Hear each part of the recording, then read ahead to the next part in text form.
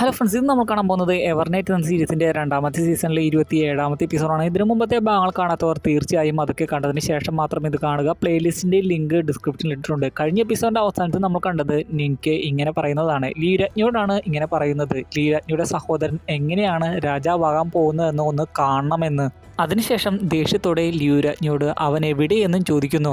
ലിയുരാജ്ഞിയുടെ അടുത്തേക്ക് നിൻകെ വരുന്നത് കണ്ട് ലിയുരാജ്ഞി ആകെ പേടിച്ച് പരിഭ്രാന്തിയായി പോകുന്നുണ്ട്. അവനെ രക്ഷിക്കുന്നതിന് വേണ്ടി ഒരു നുണയം പറയുന്നു. അവനിപ്പോൾ റെസ്റ്റ് എടുക്കുകയാണ്. നീ ഒരുപാട് യാത്ര കഴിഞ്ഞു വരികയല്ലേ, റെസ്റ്റ് എടുക്കൂ. ശേഷം അവിടെ ഇരുന്ന് ചായ കുടിക്കുവാൻ ക്ഷണിക്കുന്നു. ദേഷ്യത്തോടെയാണെങ്കിലും നിൻകെ അതിന് സമ്മതിക്കുന്നു. നിൻകെയും ചായ കുടിക്കാൻ ഇരിക്കുകയാണ്. പിന്നെ കാണിക്കുന്നത് ഷെങ്ങിൻ്റെ കൊട്ടാരം ലീരാജ്ഞിയുടെ സഹോദരൻ വിട്ട ജനറലും അതേപോലെ തന്നെ മറ്റുള്ള പട്ടാളക്കാരും വളയുന്നതാണ് കാണിക്കുന്നത്.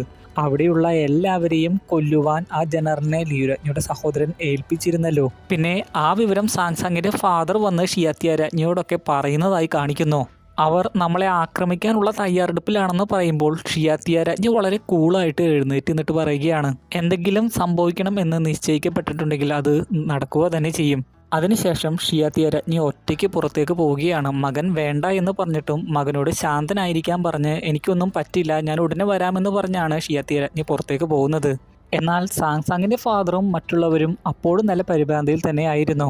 പിന്നെ കാണിക്കുന്നത് ഷണ്ടൻ ലിയുരാജ്ഞിക്കും നിൻകെയ്ക്കും ചായ കൊണ്ടുവന്ന് കൊടുക്കുന്നതാണ് കാണിക്കുന്നത്. ഷിയാത്തിയ രാജ്ഞിയുടെ കൂടെ പുറത്തേക്ക് ഇറങ്ങിയ സാങ്സാങ്ങിൻ്റെ ഫാദർ ഇതേ സമയം ഷിയാത്തിയ രാജ്ഞിയോട് പറയുകയാണ്, നിൻകെ ഉടനെ തന്നെ ലിയുരാജ്ഞിയുമായിട്ട് ഒരു എഗ്രിമെൻറ്റിൽ എത്തിയില്ലെങ്കിൽ പുറത്തുള്ളവരെ നമുക്ക് അധിക നേരം പിടിച്ചു നിർത്താനാകില്ല. നമ്മുടെ സർവൻസ് അത്രയും നേരം പിടിച്ചു നിൽക്കില്ല. ഷിയാത്തിയ രാജ്ഞി അപ്പോൾ വളരെ ദേഷ്യത്തോടെ അവരെ ഞാൻ തന്നെ ശരിയാക്കി കൊടുക്കാമെന്ന് പറഞ്ഞ് അവളുടെ ശക്തി പ്രയോഗിക്കാൻ ഒരുങ്ങുന്നു. എന്നാൽ അത് കണ്ട് സാങ്സാങ്ങിൻ്റെ ഫാദർ വളരെ വിഷമത്തോടെ ഷിയാത്തിയ രാജ്ഞിയോട് പറയുകയാണ്, അങ്ങനെയൊന്നും ചെയ്യരുത്. ഡീമോണിക് ട്രിക്കുകൾ രാജ്ഞി പ്രയോഗിക്കുകയാണെങ്കിൽ അത് വലിയ ട്രാപ്പിലായിരിക്കും നമ്മളെ കൊണ്ടുചെന്ന് വീഴ്ത്തുക. ഷിയാത്തിയ രാജ്ഞി അപ്പോൾ ഒന്ന് കാമാകുന്നു. ഇപ്പോഴും ആ കൊട്ടാരത്തിൻ്റെ പുറത്ത് അവരെത്തിയിട്ടില്ല. പിന്നെ ലിയുരാജ്ഞി നിൻകെയോട് ചായ കുടിക്കാൻ പറയുന്നതാണ് കാണിക്കുന്നത്. അപ്പോഴാണ് കാണുന്നത് ലിയുരാജ്ഞിയുടെ സഹോദരൻ അവരെ ദൂരെ നിന്ന് നിരീക്ഷിക്കുന്നുണ്ട്. ലിയുരാജ്ഞിയുടെ സഹോദരൻ്റെ നോട്ടം കണ്ടാലേ അറിയാം, ഷണ്ടൻ കൊടുത്ത ആ ചായയിൽ അവൻ എന്തോ കലർത്തിയിട്ടുണ്ട്. നിൻകെ ഇതേ സമയം പറയുകയാണ്, നിന്റെ സഹോദരൻ അവൻ്റെ രാജപദവിയിൽ നിന്ന് മാറണം. അവൻ രാജാവായി നിലനിൽക്കുകയാണെങ്കിൽ താങ് സാമ്രാജ്യം തന്നെ ഇല്ലാതാകും. ഏതാണ് ഇമ്പോർട്ടൻ്റ് എന്ന് ഞാൻ നിനക്ക് പറഞ്ഞു തരേണ്ട ആവശ്യമൊന്നുമില്ലല്ലോ. എന്നാൽ ലിയുരാജ്ഞി പറയുകയാണ്, സാധ്യമല്ല, അതവന് മരണതുല്യമാണ്. അതുമാത്രമല്ല ഷിയാത്തിയ രാജ്ഞിക്കൊക്കെ പദവി കിട്ടുകയാണെങ്കിൽ ആരൊക്കെ അവരെ അംഗീകരിക്കും? അവൾ ഡീമോണിക് കൾട്ടിൽ നിന്നുള്ളതല്ലേ. അല്പം ആലോചിച്ച് എനിക്ക് പറയുകയാണ്, ആരൊക്കെ അവളെ സപ്പോർട്ട് ചെയ്യുന്നു എന്ന് ഞാൻ കെയർ ചെയ്യുന്നില്ല. ആരൊക്കെ അവളെ സപ്പോർട്ട് ചെയ്യുന്നില്ല എന്നതാണ് എന്നെ സംബന്ധിച്ച് പ്രധാനപ്പെട്ടത്. ലിയുരാജ്ഞി പറയുകയാണ്, അങ്ങനെ ആരെങ്കിലും ഉണ്ടെങ്കിൽ നീ അവരെയൊക്കെ എന്തു ചെയ്യും? അവരെയൊക്കെ ഇല്ലാതാക്കുമോ? അങ്ങനെ എന്തെങ്കിലും ഉണ്ടാവുകയാണെങ്കിൽ വലിയൊരു ദുരന്തമായിരിക്കും താങ് സ്റ്റേറ്റിന് ഉണ്ടാവുക. നിൻകെ പറയുകയാണ്, അടുത്ത പിൻഗാമിയെ പ്രഖ്യാപിച്ചുകൊണ്ടുള്ള രാജാവിൻ്റെ രാജകൽപ്പന തിരുത്തി എഴുതിയതിലൂടെ അതിന് തുടക്കം കുറിച്ചത് നീ തന്നെയാണ്. ലിയുരാജ്ഞി പറയുകയാണ്, പക്ഷേ ഇപ്പോൾ ഞാൻ പ്രശ്നങ്ങൾ ഉണ്ടാക്കാതിരിക്കാനാണ് ശ്രമിക്കുന്നത്. അല്ലെങ്കിൽ നിങ്ങളെ ഇല്ലാതാക്കുന്നതിന് വേണ്ടി നിങ്ങൾക്കെതിരെ നിങ്ങൾ ഇങ്ങോട്ട് വന്ന സമയത്ത് എൻ്റെ ആർമിയെ പ്രയോഗിക്കുമായിരുന്നല്ലോ. അതിനും അല്പനേരം കഴിഞ്ഞാണ് നിൻകെ ഉത്തരം പറയുന്നത്. ഇതെല്ലാം ലിയുരാജ്ഞിയുടെ സഹോദരനും ഷണ്ടനും ദൂരെ നിന്ന് നിരീക്ഷിക്കുന്നുണ്ട്. നിൻകെ ആ ചായ കുടിക്കുന്നത് അക്ഷമനായിട്ട് കാത്തിരിക്കുകയാണ് അവൻ. അല്പം കഴിയുമ്പോൾ നിൻകെ അത് കുടിക്കുകയും ചെയ്യുന്നു. അപ്പോൾ അവന് ഒരുപാട് സന്തോഷമായി. ലിയുരാജ്ഞി തുടർന്ന് പറയുകയാണ്, ഇവിടുത്തെ രാജാവായിരുന്നു എൻ്റെ ഫാദർ. ഈ സ്റ്റേറ്റിന് വേണ്ടി ഞാൻ എന്തും തന്നെ ചെയ്യും, ആ ഷിയാത്തിയ രാജ്ഞിയെ കൊല്ലേണ്ടി വന്നാൽ പോലും. പക്ഷേ ആ ശത്രുതയൊന്നുമല്ല എനിക്ക് പ്രധാനപ്പെട്ടത്, എനിക്ക് താങ് സ്റ്റേറ്റ് തന്നെയാണ്. ഈ ഒരു അവസരത്തിൽ നീ ഞങ്ങൾക്കെതിരെ തിരിയുകയാണെങ്കിൽ അത് താങ് സ്റ്റേറ്റിനെ വലിയൊരു ദുരന്തത്തിൽ കൊണ്ടുചെന്നായിരിക്കും എത്തിക്കുക. അത് ആർക്കും താങ്ങാനാകില്ല. ഈ ഒരു അവസരത്തിൽ അക്കാദമിയുടെ കൂടെ ചേർന്ന് നീ ഞങ്ങളുടെ കൂടെ നിൽക്കുകയാണ് വേണ്ടത്. ഷണ്ടൻ ഇതേ സമയം പുറത്തേക്ക് പോകുന്നതായി കാണിക്കുന്നു. നിൻകെ അതിന് അല്പം കഴിഞ്ഞിട്ടാണ് മറുപടി പറയുന്നത്. നിൻകെ പറയുകയാണ്, ഞാൻ മറ്റൊന്നിനെ പറ്റിയും ചിന്തിക്കുന്നില്ല. രാജകൽപ്പന അനുസരിക്കുക, അത് മാത്രമേ ഞാനിവിടെ ചെയ്യുന്നുള്ളൂ. ലിയുരാജ്ഞിക്ക് അപ്പോൾ ശരിക്കും ദേഷ്യമാകുന്നു. ദേഷ്യത്തോടെ അവൾ പറയുകയാണ്, എന്നിട്ട് ഷിയാത്തിയ രാജ്ഞി ഞങ്ങളെ കൊല്ലുവാനാണോ? നിൻകെ പറയുകയാണ്, ഇല്ല, അങ്ങനെയൊന്നും ഉണ്ടാകില്ല. അതിന് ഞാൻ ഗ്യാരണ്ടി, ഞാൻ നിങ്ങളെ സംരക്ഷിക്കും. ലിയുരാജ്ഞി അപ്പോൾ മറ്റൊരു അടവ് പ്രയോഗിക്കുന്നു. എനിക്കറിയാം, അവനോടുള്ള ദേഷ്യം മൂലമാണ് നീ ഇങ്ങനെയൊക്കെ പറയുന്നത്. അവൻ്റെ പ്രവൃത്തികൾ മൂലം ഞാനും ഒരുപാട് ദേഷ്യത്തിലായിട്ടുണ്ട്. ഞാനും അവന് ഒരുപാട് പണിഷ്മെൻറ്റ് കൊടുത്തിട്ടുണ്ട്. നിൻകെ അപ്പോൾ പുച്ഛത്തോടെ പറയുകയാണ്, നീ എത്ര പ്രാവശ്യം അവനെ പണിഷ് ചെയ്തിട്ടുണ്ടാകും, എന്നിട്ടും അവൻ നന്നായോ? ദൂരെ നിൽക്കുന്ന ലിയുരാജ്ഞിയുടെ സഹോദരന് അതെല്ലാം കേട്ട് ശരിക്കും ദേഷ്യമാകുന്നുണ്ട്. എന്നാൽ ആ ചായ നിൻകെ കൂടെ കൂടെ കുടിക്കുന്നത് കണ്ട് ലിയുരാജ്ഞിയുടെ സഹോദരന് സന്തോഷമായി.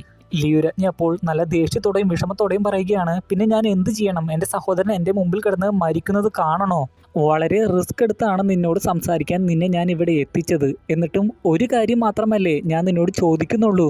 എന്നിട്ടും നിങ്കെ പറയുന്നത് അവൻ രാജപദവിയിൽ നിന്ന് ഒഴിയുന്നതല്ലാതെ ഇതിന് വേറെ സൊല്യൂഷനൊന്നുമില്ല എന്നാണ്. വേറെ നിവൃത്തിയില്ല എന്ന് കാണുമ്പോൾ ലിയുരാജ്ഞി അടുത്ത ട്രിക്ക് പ്രയോഗിക്കുകയാണ്. നീ സാങ്സാങ്ങിനെ പറ്റി ഒന്ന് ചിന്തിച്ചു നോക്കൂ. നീ സാങ്സാങ്ങിനെ എത്രമാത്രം കെയർ ചെയ്യുന്നുണ്ട്. അവൾ എത്ര വലിയ തെറ്റ് ചെയ്താലും അവളോട് നീ ക്ഷമിക്കില്ലേ? അവൾ എനിക്കും ഒരു സഹോദരിയെ പോലെ ആയിരുന്നു. നിനക്ക് അത് കേട്ട് സാഡ് ആകുന്നുണ്ടെങ്കിലും പെട്ടെന്ന് തന്നെ പറയുകയാണ്, അപ്പോൾ നീ സാങ്സാങ്ങിനെ കെയർ ചെയ്യുന്നുണ്ടല്ലേ? നമ്മുടെ ഫ്രണ്ട്ഷിപ്പ് നീ മുതലെടുക്കാൻ ശ്രമിക്കുകയാണ്. എങ്കിലും ആ ഫ്രണ്ട്ഷിപ്പിനെ ഓർത്ത് രാജകൽപ്പന തിരുത്തി എഴുതിയ നിങ്ങളെ ഞാൻ സംരക്ഷിക്കാം. അത് ആരോടും പറയില്ല. പക്ഷേ നിന്റെ സഹോദരൻ രാജപദവിയിൽ നിന്ന് ഒഴിയണം. അപ്പോൾ വീണ്ടും ദേഷ്യത്തോടെ ലിയുരാജ്ഞി പറയുകയാണ്, ഞങ്ങൾ മരിച്ചു കാണുവാനാണോ നീ ആഗ്രഹിക്കുന്നത്? നിങ്കെ അപ്പോൾ പറയുകയാണ്, ഞാൻ സാങ്സാങ്ങിനോട് എപ്പോഴും പറയാറുണ്ട്, നമ്മുടെ ലൈഫ് അത്രയ്ക്ക് എളുപ്പമുള്ളതല്ല. എത്രയൊക്കെ ഹാർഡാണെങ്കിലും നമ്മൾ പിടിച്ചു നിൽക്കണം. എല്ലാം നീ ഇപ്പോൾ മറന്നേക്കൂ. താങ് സ്റ്റേറ്റിന് വേണ്ടിയും പഴയ രാജാവായിട്ടുള്ള നിന്റെ സഹോദരന് വേണ്ടിയും നമുക്ക് ഈ ടീ ടോസ്റ്റ് ചെയ്ത് കഴിക്കാം. ഇവിടെ വൈനൊന്നുമില്ലല്ലോ. ലിയുരാജ്ഞി അപ്പോൾ ദേഷ്യത്തോടെ ചോദിക്കുകയാണ്, താങ് സ്റ്റേറ്റിനെതിരെ തെറ്റ് ചെയ്ത ഒരുവളായിട്ടാണോ നീ എന്നെ കാണുന്നത്? നിങ്കെ പറയുകയാണ്, അത് നീ എന്നോട് യോജിക്കുന്നുണ്ടോ ഇല്ലയോ എന്നതിനെ ആശ്രയിച്ചിരിക്കും. തെറ്റ് തിരുത്താനുള്ള ഒരു അവസരമാണിത്. ലിയുരാജ്ഞി അതിന് തയ്യാറാകുന്നില്ല എന്ന് കാണുമ്പോൾ നിങ്കെ ടീ ഒറ്റയ്ക്ക് കുടിക്കുന്നു. എന്നാൽ പെട്ടെന്ന് തന്നെ ലിയുരാജ്ഞി കുഴഞ്ഞു വീഴുകയാണ്. നിങ്കയ്ക്കും അസ്വസ്ഥത അനുഭവപ്പെടുന്നു. നിങ്കയ്ക്ക് മനസ്സിലാവുകയാണ് ആ ചായയിൽ വിഷം കലർത്തിയിട്ടുണ്ട്. കുറെ കുടിച്ചതുകൊണ്ട് തന്നെ അപ്പോൾ തന്നെ നിങ്കെ ബോധരഹിതനാകുന്നു. ലിയുരാജ്ഞി ആകട്ടെ നിങ്കയെ പല പ്രാവശ്യവും വിളിക്കുന്നുണ്ട്. എത്രയൊക്കെ വിളിച്ചിട്ടും നിങ്കെ എഴുന്നേൽക്കുന്നില്ല. അവിടേക്ക് അപ്പോൾ ദേഷ്യത്തോടെ ലിയുരാജ്ഞിയുടെ സഹോദരൻ എത്തുന്നു. ഇപ്രാവശ്യം അവൻ്റെ കൂടെ കുറേ അംഗരക്ഷകരും എത്തിയിട്ടുണ്ട്. എല്ലാം വെൽ പ്ലാൻഡ് ആയിരുന്നു. അതുപോലെ തന്നെ സംഭവിച്ചു. അത് തൻ്റെ സഹോദരൻ്റെ പ്രവൃത്തിയാണെന്ന് കണ്ടപ്പോൾ ലിയുരാജ്ഞിയും ഞെട്ടി. എന്തിനാണ് ഇതൊക്കെ ചെയ്തതെന്ന് ദേഷ്യത്തോടെ അവൾ ചോദിക്കുന്നു.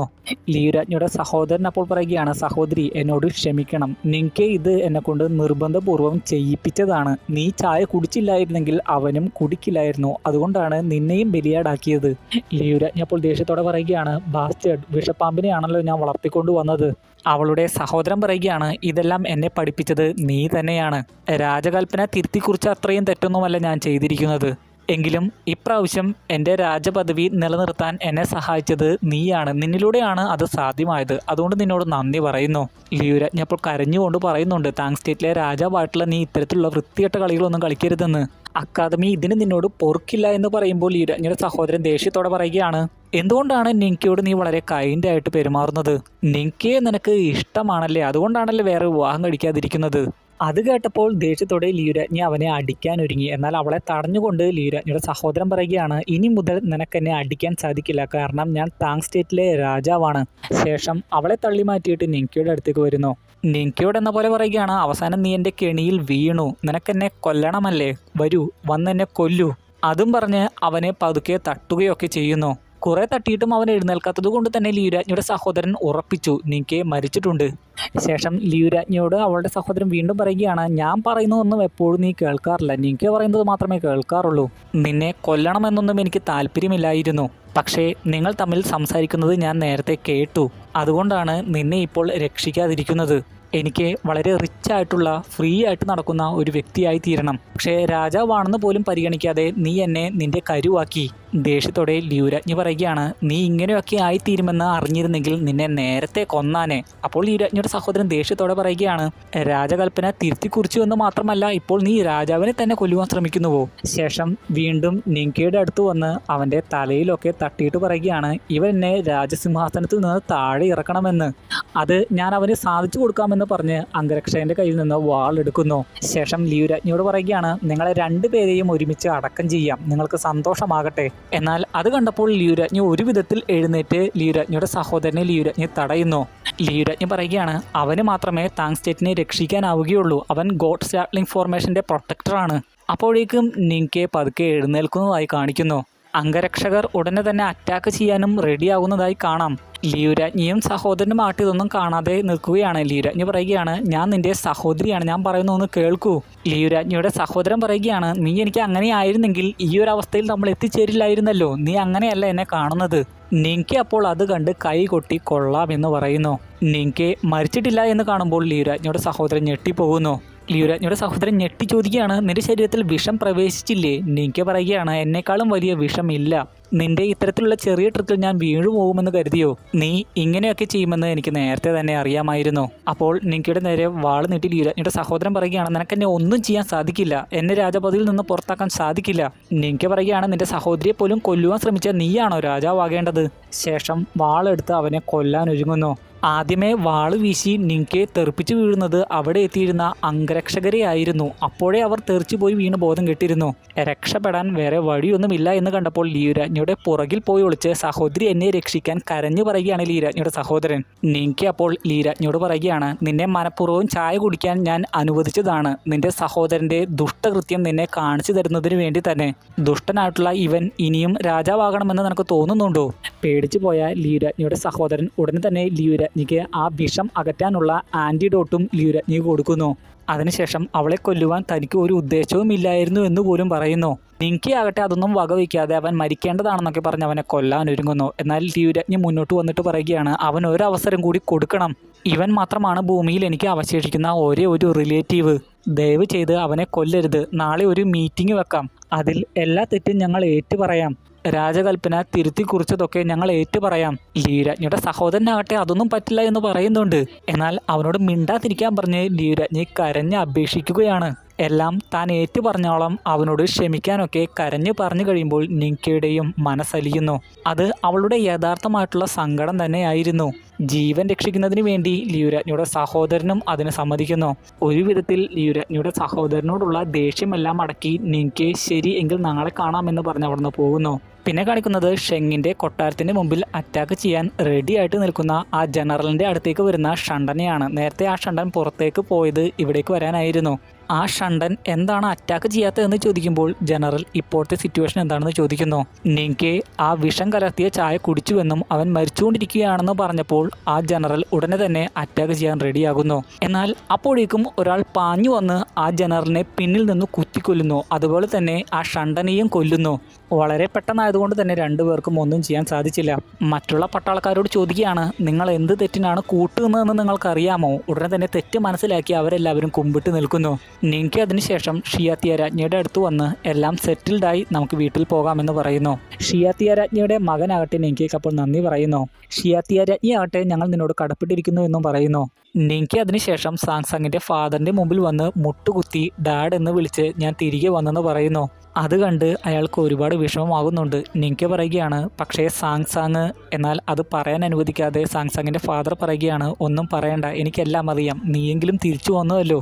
ഇതേ സമയം തന്നെ മറ്റൊരു സ്ഥലത്തും ഉണ്ടായിരുന്ന സാങ്സാങ്ങിൻ്റെ ഉള്ളിലുണ്ടായിരുന്ന ആ സ്ത്രീ കരയുന്നതായി കാണിക്കുന്നു. ഇനി നമുക്ക് ആ സ്ത്രീയെ ഹെവൻലി ഗോഡിൻ്റെ മകൾ എന്ന് വിളിക്കാം. ആദ്യമായിട്ടാണ് അവൾ കരയുന്നത്. കണ്ണീര് എന്താണെന്ന് പോലും അവൾക്ക് അറിയില്ല. അതെന്താണെന്ന് അവൾ ആലോചിച്ചുകൊണ്ടിരിക്കുന്ന സമയത്ത് തന്നെ അവളുടെ ഉള്ളിൽ നിന്ന് പുറത്തു വന്ന് അതെന്താണെന്ന് സാങ്സാങ് വിവരിച്ചു പറഞ്ഞു കൊടുക്കുന്നു. അത് കണ്ണീരാണ്. ഒരുതരം ഇമോഷൻ്റെ ഫലമായിട്ടാണ് അത് ഉണ്ടാവുന്നത്. സന്തോഷം വന്നാലും സങ്കടം വന്നാലും അത് ഉണ്ടാകാറുണ്ട്. എനിക്കറിയാം നിനക്കത് ഇഷ്ടമല്ല എന്ന്, പക്ഷേ വേറെ വഴിയില്ല. നിൻകെക്കുറിച്ച് ഓർത്ത് വിഷമിച്ചതുകൊണ്ടാണ് ഈ കണ്ണീര് വന്നിരിക്കുന്നത്. ഇതൊക്കെ റിഡിക്കുലസ് ആണെന്ന് ഹെവൻലി ഗോഡിൻ്റെ മകൾ അപ്പോൾ പറയുമ്പോൾ സാങ്സാങ് പറയുകയാണ്, അതൊക്കെ മനുഷ്യജീവിതത്തിൻ്റെ ഭാഗമാണ്. ഒരുപാട് സന്തോഷങ്ങളും ഒരുപാട് ദുഃഖങ്ങളും ഉള്ളതാണ് ജീവിതം. അതൊന്നും ഇല്ലാത്തത് മരിച്ച ആളുകൾക്ക് തുല്യമാണ്. അങ്ങനെയെങ്കിൽ ഉടനെ തന്നെ നിൻകെ മരിക്കുമെന്ന് ഹെവൻലി ഗോഡ് പറയുന്നു. സാങ്സാങ് അപ്പോൾ പറയുകയാണ്, ഹെവൻലി ഗോഡിൻ്റെ മകളാണെങ്കിലും നിനക്ക് എല്ലാം പ്രെഡിക്റ്റ് ചെയ്യാനാകില്ല. നിന്റെ ഉള്ളിൽ നടക്കുന്ന ചേഞ്ച് പോലും നിനക്കിപ്പോൾ മനസ്സിലാക്കാൻ സാധിക്കുന്നില്ലല്ലോ. അതെല്ലാം ഫൂസിയുടെ പ്രവർത്തന ഫലമാണ്. ചന്ദ്രനാണ് ഫൂസി. ഫൂസി വളരെ പവർഫുള്ളാണ്. ഫൂസി കാരണമാണ് നിന്റെ ഉള്ളിൽ ഈ ചേഞ്ചുകളൊക്കെ ഉണ്ടാവുന്നത്. അതിനുശേഷം ചന്ദ്രനെ നോക്കി സാങ്സാങ്ങും കരയുന്നുണ്ട്. ഫൂസിയെക്കുറിച്ചുള്ള ഓർമ്മകൾ വന്നിട്ടുണ്ടാകും. പിന്നെ കാണിക്കുന്നത് അടുത്ത ദിവസത്തെ ആ മീറ്റിംഗ് ആണ്. അവിടേക്ക് ആദ്യമേ ലിയുരാജ്ഞിയും സഹോദരനും വരുന്നു. എല്ലാവരും അവിടെ ഒത്തുകൂടിയിട്ടുണ്ട്. ലിയുരാജ്ഞിയുടെ പ്രിയപ്പെട്ട പട്ടാളക്കാരനും രാജാവിൻ്റെ സഹോദരനും നിൻകെയും അവിടെയുണ്ട്. ഒരംഗരക്ഷകൻ അപ്പോൾ ഉച്ചത്തിൽ വിളിച്ചു പറയുന്നുണ്ട്, രാജാവ് യഥാർത്ഥത്തിലുള്ള ഈഡിക്റ്റ്, അതായത് രാജകൽപ്പന വായിക്കാൻ പോവുകയാണെന്നൊക്കെ. ചുരുക്കി പറഞ്ഞാൽ രാജാവ് കുറ്റസമ്മതം നടത്താൻ പോവുകയാണെന്ന്. എല്ലാവരും അപ്പോൾ ആകാംക്ഷയോടെ അത് കേൾക്കുന്നതിന് വേണ്ടി കാത്തിരിക്കുന്നു. എന്നാൽ അതൊക്കെ ഏറ്റുപറയാൻ മുന്നോട്ട് വരുന്ന ലിയുരാജ്ഞിയുടെ സഹോദരൻ രാജകൽപ്പന തിരുത്തി കുറിച്ചതിനെക്കുറിച്ചൊക്കെ ഒന്നുമല്ല പറയുന്നത്. തനിക്ക് തെറ്റുപറ്റിപ്പോയി. താൻ ചെറുപ്പമായിരുന്നു. തൻ്റെ പ്രവർത്തികൾ കാരണം നിരപരാധികളായിട്ടുള്ള ഒരുപാട് ആളുകൾ താങ് സ്റ്റേറ്റിൽ മരിച്ചു വീണു. താങ് സ്റ്റേറ്റിൻ്റെ നാശത്തിന് കാരണമായി. താങ് സ്റ്റേറ്റ് ഈ അവസ്ഥയിലെത്തിയത് എല്ലാം എൻ്റെ പ്രവൃത്തികൾ കാരണമാണ്. രാജാവ് അങ്ങനെയൊന്നും പറയേണ്ട ആവശ്യമില്ല എന്ന് അവിടെ ഉണ്ടായിരുന്ന ആളുകൾ അപ്പോൾ പറയുന്നു. അതിനുശേഷം വീണ്ടും എല്ലാവരുടെയും മുമ്പിൽ മുട്ടുകുത്തി വീണ്ടും കുറ്റസമ്മതം നടത്തുന്നു. ചോങ്മിങ് രാജകുമാരനെ സഹായിക്കാൻ പോയി മരിച്ച പട്ടാളത്തെക്കുറിച്ചും മരിച്ചുപോയ ജനറൽസിനെ കുറിച്ചുമൊക്കെ പറഞ്ഞ് അതെല്ലാം തൻ്റെ തെറ്റാണെന്ന് പലതവണ ആവർത്തിച്ച് പറഞ്ഞ് ജനങ്ങളുടെ മുമ്പിൽ കുമ്പിടുകയാണ് ലിയുരാജ്ഞിയുടെ സഹോദരൻ. ക്ഷമിക്കണം, ജനങ്ങളല്ല, ഒഫീഷ്യൽസ്. അങ്ങനെ പലതവണ അവരുടെ മുമ്പിൽ താണു വണങ്ങി തൻ്റെ തെറ്റുകൾ ഏറ്റുപറഞ്ഞ് പൊട്ടിക്കരയുകയാണ് ലിയുരാജ്ഞിയുടെ സഹോദരൻ. രാജപദവി നിലനിർത്തുന്നതിന് വേണ്ടി ലിയുരാജ്ഞിയും സഹോദരനും ചേർന്ന് നടത്തുന്ന പ്ലാനുകളായിരിക്കണം അതെല്ലാം. നിങ്കയ്ക്ക് അതൊന്നും ഇഷ്ടമാകുന്നില്ല എന്ന് അവൻ്റെ മുഖത്തെ എക്സ്പ്രഷനിൽ തന്നെ മനസ്സിലാക്കാം. അതുകൊണ്ട് തന്നെ മുന്നോട്ട് വന്ന ലിയുരാജ്ഞിയെയും സഹോദരനെയും ഒന്ന് ദേഷ്യത്തോടെ നോക്കുകയാണ് നിങ്കെ. എന്നാൽ ധൈര്യം സംഭരിച്ച് നിങ്കയുടെ മുന്നിൽ വന്ന് കുറ്റസമ്മതം നടത്തുകയാണ് ലിയുരാജ്ഞിയുടെ സഹോദരൻ. താൻ ചെറുപ്പമായിരുന്നു, ഇതുവരെയും തൻ്റെ ആഗ്രഹങ്ങൾ പൂർത്തീകരിക്കുന്നതിന് വേണ്ടിയായിരുന്നു താൻ രാജാവായിരുന്നത്. ഇനി മുതൽ അക്കാദമിക്കും എല്ലാ ജനങ്ങൾക്കും ഇഷ്ടപ്പെട്ട ഒരു രാജാവായിട്ട് താൻ ജീവിച്ചോളാം, അതിന് ഒരവസരം തരണമെന്ന് പറഞ്ഞ് നിങ്കയുടെ മുമ്പിൽ യാചിക്കുന്നു. എന്നാൽ ഒരേ സമയം അത് സമ്മതിച്ചും അതിന് താല്പര്യമില്ലാത്തതും പോലെയുമുള്ള ഒരു എക്സ്പ്രഷനിലൂടെയാണ് നിങ്ക അവിടെ നിന്ന് അപ്പോൾ തിരികെ പോകാൻ ഉദ്ദേശിക്കുന്നത്. എന്നാൽ ഉടനെ തന്നെ എഴുന്നേറ്റ് നിന്ന് ലിയുരാജ്ഞി ആ കുറ്റങ്ങളെല്ലാം ഏറ്റെടുക്കുന്നു. എൻ്റെ സഹോദരൻ്റെ തെറ്റുകൾ ഞാൻ ഏറ്റെടുക്കുകയാണെന്ന് ലിയുരാജ്ഞി പറയുന്നു. ഈ യുദ്ധം കഴിഞ്ഞതിന് ശേഷം എല്ലാത്തിനും ഞാൻ പരിഹാരം കണ്ടെത്താം. നിങ്ക അതും വകവയ്ക്കാതെ മുന്നോട്ട് നടന്നതാണ്. എന്നാൽ ലിയുരാജ്ഞി അവസാനമായിട്ടൊരു കാര്യം പറഞ്ഞു. ഷിയാത്തിയ രാജ്ഞിയുടെ മകനെ അടുത്ത രാജാവായിട്ട് പ്രഖ്യാപിക്കുകയും ചെയ്യുന്നു, അതായത് ക്രൗൺ പ്രിൻസ് ആയിട്ട് പ്രഖ്യാപിക്കുന്നു. എന്നാൽ ഇപ്പോഴത്തെ രാജാവായിട്ട് ലിയുരാജ്ഞിയുടെ സഹോദരൻ തന്നെ തുടരും. അത് കേട്ടപ്പോൾ നിങ്കയ്ക്ക് ശരിക്കും ദേഷ്യമായി. നിങ്ക പറയുകയാണ്, നിനക്ക് ഒരു സഹോദരൻ മാത്രമാണോ ഉള്ളതെന്നല്ലേ നീ നേരത്തെ പറഞ്ഞത്? അത് നീ പറഞ്ഞത് തെറ്റായിരുന്നു. നിനക്ക് മറ്റൊരു ചെറിയ സഹോദരൻ കൂടിയുണ്ട്. ഷിയാത്തിയ രാജ്ഞിയുടെ മകനെയാണ് ഉദ്ദേശിച്ചത്. നീ പറഞ്ഞത് ഞാൻ ശരിയാക്കി തരാമെന്ന് പറഞ്ഞ് വാളെടുത്ത് മിന്നും വേഗത്തിൽ ലിയുരാജ്ഞിയുടെ സഹോദരനെ കൊല്ലുകയാണ് നിങ്ക. വളരെ വേഗത്തിൽ അവിടെ നിന്ന് തന്നെ നിങ്ക വാള് വീശിയുള്ളൂ. അതിൻ്റെ ശക്തിയാൽ കഴുത്ത് അറുക്കപ്പെട്ട് ലിയുരാജ്ഞിയുടെ സഹോദരൻ മരിക്കുകയാണ്. ഞെട്ടലോടെയാണ് എല്ലാവരും അത് നോക്കി നിന്നത്. ആ ഒരു ഷോക്കിൽ എന്ത് ചെയ്യണമെന്നറിയാത്ത അവസ്ഥയിലാണ് ലിയുരാജ്ഞി. നിങ്ക അപ്പോൾ ലിയുരാജ്ഞിയോട് പറയുകയാണ്, ഇപ്പോൾ നീ പറഞ്ഞത് ശരിയാണ്, നിനക്ക് ഒരു സഹോദരൻ മാത്രമേ ഉള്ളൂ. അപ്പോഴേക്കും ലിയുരാജ്ഞി കുഴഞ്ഞും വീഴുന്നു. ലിയുരാജ്ഞിയുടെ പ്രിയപ്പെട്ട പട്ടാളക്കാരൻ അത് കണ്ട് ഓടി വന്നിട്ട് പറയുകയാണ്, നീ രാജാവിനെ പബ്ലിക്കായിട്ട് കൊന്നിരിക്കുന്നു. ഉടനെ തന്നെ ഗാർഡ്സിനോട് വരാനും അവൻ ഉത്തരവിടുന്നു. എന്നാൽ നിങ്ക ഉടനെ തന്നെ ലിയുരാജ്ഞിയുടെ പ്രിയപ്പെട്ട പട്ടാളക്കാരൻ്റെ കഴുത്തിൽ വാള് വെക്കുകയാണ്. ആർക്കും അപ്പോൾ ഒന്നും ചെയ്യാൻ സാധിക്കുന്നില്ല. നിങ്ക ആകട്ടെ തുടർന്ന് പറയുകയാണ്, ഞാൻ രാജാവിനെയല്ല കൊന്നത്, രാജസിംഹാസനം തട്ടിയെടുത്തവനെയാണ്. രാജാവ് ഒരാളെ മാത്രമേ കിരീടാവകാശിയായിട്ട് നിയോഗിച്ചിരുന്നുള്ളൂ, അത് ഷിയാത്തിയ രാജ്ഞിയുടെ മകനാണ്. അവൻ രാജാവാവുക തന്നെ ചെയ്യും. ആർക്കെങ്കിലും അതിൽ എതിർപ്പുണ്ടോ? പ്രത്യേകമായിട്ട് രാജാവിൻ്റെ സഹോദരനോടും എതിർപ്പുണ്ടോ എന്ന് എടുത്തു ചോദിക്കുന്നു. അവസരം മുതലെടുത്തുകൊണ്ട് രാജാവിൻ്റെ സഹോദരനും പറയുന്നുണ്ട് പെട്ടെന്ന് തന്നെ അങ്ങനെ രാജാവിനെ ഒന്നും മാറ്റാൻ സാധിക്കില്ല എന്ന്. ഇത് വളരെ സീരിയസ് ആയിട്ടുള്ള കാര്യമാണെന്നും ദേഷ്യത്തോടെ പറയുന്നു. അവിടെ കൂടിയിരിക്കുന്ന ഒഫീഷ്യൽസ് അപ്പോൾ പരസ്പരം പറയുന്നുണ്ട് ഇനി എന്ത് ചെയ്യുമെന്ന്. നിങ്ക അപ്പോൾ എല്ലാവരോടുമായിട്ട് പറയുകയാണ്, നിങ്ങൾ നല്ല അറിവുള്ളവരാണ്. ഇപ്പോൾ തെരഞ്ഞെടുപ്പിനുള്ള സമയമൊന്നുമല്ല. തെരഞ്ഞെടുക്കേണ്ടത് തെരഞ്ഞെടുക്കപ്പെട്ട് കഴിഞ്ഞു. രാജ്യം വളരെ വലിയ പ്രതിസന്ധിയെ നേരിടുന്ന ഈ ഒരു അവസരത്തിൽ എന്താണ് ചെയ്യേണ്ടതെന്ന് ഞാൻ നിങ്ങളോട് പറഞ്ഞു തരേണ്ട ആവശ്യമില്ലല്ലോ എന്ന് പറഞ്ഞുകൊണ്ട് നിങ്ക അവിടെ നിന്ന് പോകുന്നു. പിന്നെ കാണിക്കുന്നത് ഷിയാത്തിയ രാജ്ഞി രാജാവ് എപ്പോഴും ഇരിക്കാറുള്ള സ്ഥലത്ത് രാജാവിൻ്റെ ചിതാഭസ്മം കൊണ്ടുവന്ന് വെക്കുന്നതാണ്. രാജാവിനെ കുറിച്ചുള്ള കുറേ ഓർമ്മകൾ അപ്പോൾ ഷിയാത്തിയ രാജ്ഞിയുടെ മനസ്സിലൂടെ കടന്നു പോകുന്നുണ്ട്. അവിടെ അപ്പോൾ എത്തുന്ന ഷിയാത്തിയ രാജ്ഞിയുടെ മകൻ അമ്മ എന്താണ് വിഷമിക്കുന്നതെന്ന് ചോദിക്കുന്നു. തൻ്റെ മകനെ കെട്ടിപ്പിടിച്ച് ഷിയാത്തിയ രാജ്ഞി അപ്പോൾ പറയുകയാണ്, ഇവിടെ എല്ലാം മാറിയിരിക്കുന്നു. ഇവിടെ വന്നതിന് ശേഷം എനിക്ക് ഒട്ടും കാമാകാൻ സാധിക്കുന്നില്ല. കുറേ ഓർമ്മകൾ എന്നെ അലട്ടിക്കൊണ്ടിരിക്കുന്നു. ഷിയാത്തിയ രാജ്ഞിയുടെ മകൻ അപ്പോൾ ചോദിക്കുകയാണ്, അമ്മയോട് ഒരു കാര്യം ഞാൻ ചോദിക്കണമെന്ന് വിചാരിച്ചതാണ്, മറന്നുപോയി. അമ്മ ഡീമൻ സെക്റ്റിൽ നിന്നുള്ളതാണെന്ന് അറിഞ്ഞപ്പോൾ അച്ഛൻ്റെ പ്രതികരണം എന്തായിരുന്നു? അപ്പോൾ ആ കഥ തൻ്റെ മകന് ഷിയാത്തിയ രാജ്ഞി പറഞ്ഞു കൊടുക്കുകയാണ്. രാജാവിനെ കൊല്ലുന്നതിന് വേണ്ടിയായിരുന്നു വേഷം മാറി ഷിയാത്തിയ രാജ്ഞി അന്ന് അവിടെ എത്തിയത്. രാജാവിനെ കൊല്ലുവാൻ ഉദ്ദേശിച്ച ആ ദിവസം ഷിയാത്തിയ രാജ്ഞി എന്തുകൊണ്ടാണ് ഈ ഭക്ഷണം കഴിക്കുന്നതെന്ന് രാജാവിനോട് ചോദിച്ചിരുന്നു. രാജാവ് അപ്പോൾ പറഞ്ഞു, എനിക്ക് ഇഷ്ടപ്പെട്ട ഈ ഭക്ഷണം വയറു നിറയെ കഴിച്ച് മരിക്കണമെന്നാണ് എൻ്റെ ആഗ്രഹം. കാരണം ഇന്ന് നീ എന്നെ കൊല്ലാൻ വന്നിരിക്കുകയാണല്ലോ. രാജാവ് അത് മനസ്സിലാക്കിയിരുന്നു. അപ്പോൾ ഷിയാത്തിയ രാജ്ഞിയുടെ മകൻ ചോദിക്കുകയാണ്, അതിനുശേഷം എന്ത് സംഭവിച്ചു? അതിനുശേഷം രാജാവ് എന്നെ വിവാഹം കഴിച്ചു, ഞാൻ താങ് സ്റ്റേറ്റിലെ രാജ്ഞിയായി. ഷിയാത്തിയ രാജ്ഞിയുടെ മകൻ അപ്പോൾ പറയുകയാണ്, രാജാവിന് എന്ത് വിശാല മനസ്കതയാണ്. ഫാദറിനെ നല്ല വിധം സംസ്കരിക്കാൻ സാധിക്കാത്തതിൽ എനിക്ക് നാണക്കേട് തോന്നുന്നു. അപ്പോൾ സന്തോഷത്തോടെ അവനെ അടുത്ത് വിളിച്ച് ഷിയാത്തിയ രാജ്ഞി പറയുകയാണ്, നീ നിന്റെ ഫാദറിനെ പോലത്തെ ഒരു രാജാവാകണം, അഹങ്കാരിയായിരിക്കരുത്, നിന്റെ കഴിവുകളിൽ വിശ്വസിക്കണം, ഭരണകാര്യങ്ങൾ നല്ലവണ്ണം നിർവഹിക്കണം. അപ്പോൾ തൻ്റെ ഫാദറിനെ പോലെ എപ്പോഴും നല്ലൊരു രാജാവായിരിക്കും താൻ എന്ന് അമ്മയ്ക്ക് അവൻ വാക്ക് കൊടുക്കുന്നു. ഷിയാത്തിയ രാജ്ഞി അപ്പോൾ മുമ്പത്തെ രാജാവിനോട് എന്ന പോലെ ചിതാഭസ്മത്തെ നോക്കി പറയുകയാണ്, ഇതൊക്കെ കേട്ടില്ലേ, അവൻ നല്ല രാജാവായിരിക്കുമെന്ന്, അവൻ നിങ്ങളെ ഒരിക്കലും നിരാശനാക്കുകയില്ല. പിന്നെ അടുത്ത ദിവസം ഷിയാത്തിയ രാജ്ഞിയുടെ മകൻ രാജാവായിട്ട് അഭിഷേകം ചെയ്യുന്നത് കാണിക്കുന്നു. നിങ്കയും മുമ്പത്തെ രാജാവിൻ്റെ സഹോദരനും അടക്കം അവിടെ ഉണ്ടായിരുന്ന എല്ലാ ഒഫീഷ്യൽസും രാജാവിൻ്റെ മുമ്പിൽ കുമ്പിടുന്നു. പുതിയ രാജാവായിട്ടുള്ള ഷിയാത്തിയ രാജ്ഞിയുടെ മകൻ അപ്പോൾ എല്ലാവരോടും എഴുന്നേൽക്കാൻ പറയുന്നു. ഇതോടെ ഈ എപ്പിസോഡും ഇവിടെ കഴിഞ്ഞിരിക്കുകയാണ്. ഇന്നത്തെ വീഡിയോ ഇഷ്ടപ്പെട്ടെങ്കിൽ ലൈക്ക് ചെയ്യാൻ മറക്കരുത്. അടുത്ത വീഡിയോയിൽ നമ്മളോട് തന്നെ കാണും. അതുവരെ ഗുഡ് ബൈ.